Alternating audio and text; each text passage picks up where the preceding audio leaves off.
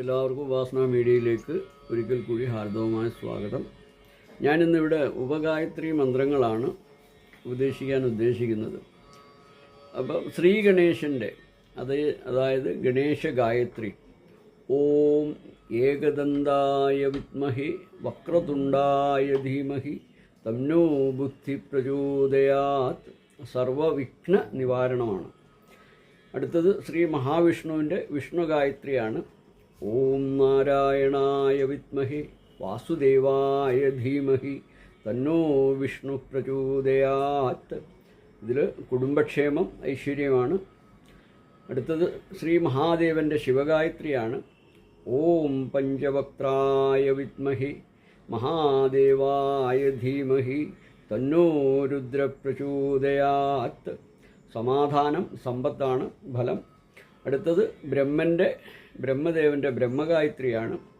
ഓം പരമേശ്വരായ വിദ്മഹി പരതത്വായ ധീമഹി തന്നോ ബ്രഹ്മ പ്രചോദയാത്.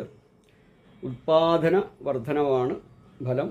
അടുത്തത് ശ്രീരാമൻ്റെ രാമഗായത്രിയാണ്. ഓം ദശരഥായ വിദ്മഹി സീതാവല്ലഭായ ധീമഹി തന്നോ രാമ പ്രചോദയാത്.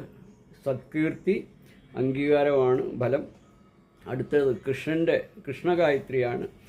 ഓം ദേവകീ നന്ദായ വിദ്മഹി വാസുദേവായ ധീമഹി തന്നോ കൃഷ്ണ പ്രചോദയാത്. പ്രവർത്തന പുരോഗതി, തൊഴിൽ അഭിവൃദ്ധിയാണ്. അടുത്തത് ഇന്ദ്രൻ്റേതാണ്. ഇന്ദ്രഗായത്രിയാണ്. ഓം സഹസ്രനേത്രായ വിദ്മഹി വജ്രസ്ഥായ ധീമഹി തന്നോ ഇന്ദ്ര പ്രചോദയാത്. അപകടങ്ങളിൽ നിന്നും രക്ഷയാണ് ഫലം. ശ്രീ ഹനുമാൻ്റെയാണ്. ഹനുമാൻ ഗായത്രിയാണ്.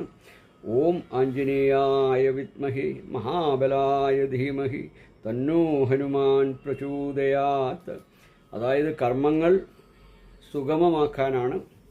അടുത്തത് ആദിത്യനാണ്. ആദിത്യ ഗായത്രി സൂര്യഗായത്രിയാണ്. ഓം ഭാസ്കരായ വിദ്മഹി ദിവാകരായ ധീമഹി തന്നോ സൂര്യ പ്രചോദയാത്. സർവരോഗ വിമുക്തിയാണ്, ആരോഗ്യമാണ് ഫലം. അടുത്തത് ചന്ദ്രഗായത്രിയാണ്. ഓം കൃഷ്ണപുത്രായ വിദ്മഹി അമൃതത്വായ ധീമഹി തന്നോ ചന്ദ്ര പ്രചോദയാത്. ഉത്കണ്ഠ, ആത്മവിശ്വാസം കുറവ്, വിഷമങ്ങളിൽ നിന്ന് മോചനം, ഇതൊക്കെയാണ് ഫലം. അപ്പോൾ ഇതിൻ്റെ കണ്ടിന്യൂ ആയിട്ടുള്ള അടുത്ത എപ്പിസോഡിൽ ഞാൻ പറയുന്നതായിരിക്കും. സമയപരിധി ഉള്ളതുകൊണ്ട്. ഹരി ഓം ഹരി ഓം ഹരി ഓം.